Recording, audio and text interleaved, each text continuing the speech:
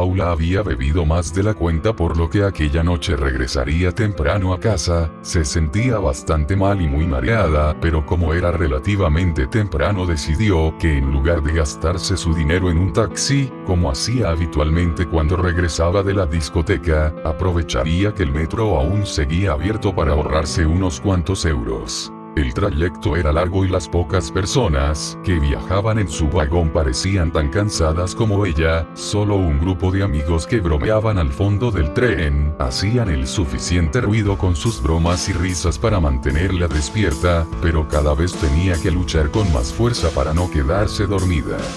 Por desgracia, en la siguiente estación tenía que hacer un transbordo, así que se bajó y tras caminar por los pasillos de la estación, llegó al andén en el que abordaría el metro que la llevaría a casa. El cartel luminoso avisaba que el próximo tren tardaría 6 minutos en llegar, por lo que Paula decidió esperar sentada en uno de los bancos junto al andén.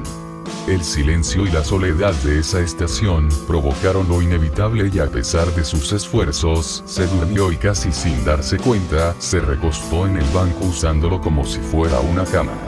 Era tan profundo su sueño provocado por la borrachera que cuando pasó el último metro de la noche ni siquiera lo sintió pasar.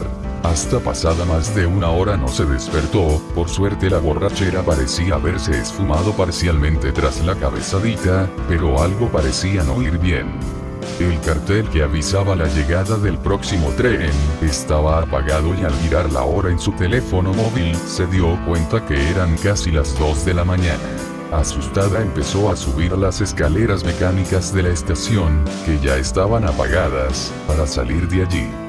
La parada en la que tenía que hacer transbordo era una de las más antiguas, viejas y pequeñas de la ciudad, por lo que la sensación de agobio y miedo eran mucho más intensas.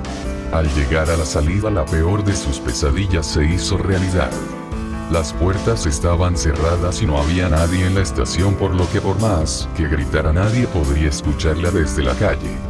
Además, su teléfono estaba sin cobertura, esas malditas estaciones casi nunca tenían señal, y las puertas de cristal herméticamente cerradas la separaban del exterior aún por unos cuantos metros. Paula no sabía qué hacer, miraba las cámaras de seguridad y hacía gestos esperando que alguien desde algún puesto de control pudiera verla, pero ella misma sabía que eso era imposible. No había nadie controlando las cámaras, porque la estación había sido cerrada desde fuera. ¿Cómo era posible que nadie la despertara? No tenían los guardias de seguridad que comprobar que nadie quedara dentro de la estación antes de cerrar. Su miedo se convertía por momentos en cólera y confusión. Desde luego no podía esperar hasta que a la mañana siguiente abrieran de nuevo el metro. Faltaban más de 4 horas para que se reiniciara el servicio, y si llegaba a casa a las 7 de la mañana su padre probablemente la mataría. Con la mente aún nublada por el alcohol, decidió que lo mejor que podía hacer era caminar por los raíles del tren hasta la siguiente parada. El camino era oscuro y realmente tétrico, pero sabía que su destino no estaba muy lejos, y gracias a la luz del flash de su teléfono podría alumbrar el camino. La siguiente estación era una de las más importantes, con gran cantidad de líneas y recientemente había sido remodelada, por lo que estaba segura que allí podría encontrar a alguien que la permitiera salir a la calle donde abordaría un taxi. La idea parecía muy buena, pero a la hora de la verdad recorrer aquellos túneles era realmente escalofriante. Un silencio casi sepulcral hacía que hasta la más leve de sus pisadas resonaran con el eco de las paredes. Se podían escuchar los chirridos de las ratas y el goteo de algunas zonas en las que parecía que había leves escapes de agua. Sus pasos eran cortos y se detenía a menudo de escuchar porque sentía como si alguien la observara desde la oscuridad. El miedo la invadía y paralizaba por momentos, pero ya era demasiado tarde para volverse atrás. Debía estar casi a mitad de camino cuando unas voces la alertaron. Por un momento pensó en gritar para que supieran que estaba allí, pero decidió ser cauta y apagar la luz de su teléfono mientras se escondía en un estrecho pasillo que había en un lateral del túnel. Mientras permanecía escondida y en silencio, pudo ver la figura de 2 hombres bastante corpulentos. Sus ojos cada vez se adaptaban más a la escasa iluminación de las luces de emergencia que había cada muchos metros en el túnel. Ambos parecían discutir acaloradamente por un cartón de vino, y a escasos metros de donde se encontraba Paula comenzaron los empujones y golpes. El más grande de ellos le propinó un puñetazo, que tumbó al otro y gloriosamente alzó su trofeo, mientras de un trago se bebía casi la mitad del contenido del cartón de vino. El más pequeño enfurecido sacó un cuchillo de la espalda, y se lo clavó repetidamente en el cuello a su rival. Realmente se ensañó con su cadáver, y a pesar de la poca luz Paula pudo ver con claridad, como tenía toda la cara manchada de sangre.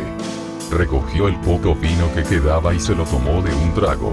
Paula estaba temblando del miedo, no se atrevía ni a respirar y desde luego mucho menos a moverse. Si estaba lo suficientemente quieta, tal vez el vagabundo asesino se iría de allí sin verla. Pero la casualidad no se quiso aliar con ella y justo cuando el asesino se daba la vuelta para marcharse del lugar, la batería de su teléfono la delató. Un incesante pitido advirtiendo que la carga estaba a punto de agotarse comenzó a sonar, y el vagabundo se giró de inmediato. ¿Hay alguien ahí? Puedo escucharte, sal inmediatamente o te rajo. La pobre chica se quedó petrificada y no sabía cómo actuar mientras el asesino se acercaba a ella. Por instinto decidió tirarle el teléfono con tan mala puntería que este pasó por encima del vagabundo y golpeó la pared del fondo. Él, que todavía no había visto a la chica, escuchó un ruido a sus espaldas y se giró, momento que aprovechó Paula para salir de la oscuridad y empujarle a la vez que salía corriendo. El vagabundo enfureció de tal manera que no dejaba de gritar e insultar a Paula, se levantó y comenzó a perseguirla por los túneles.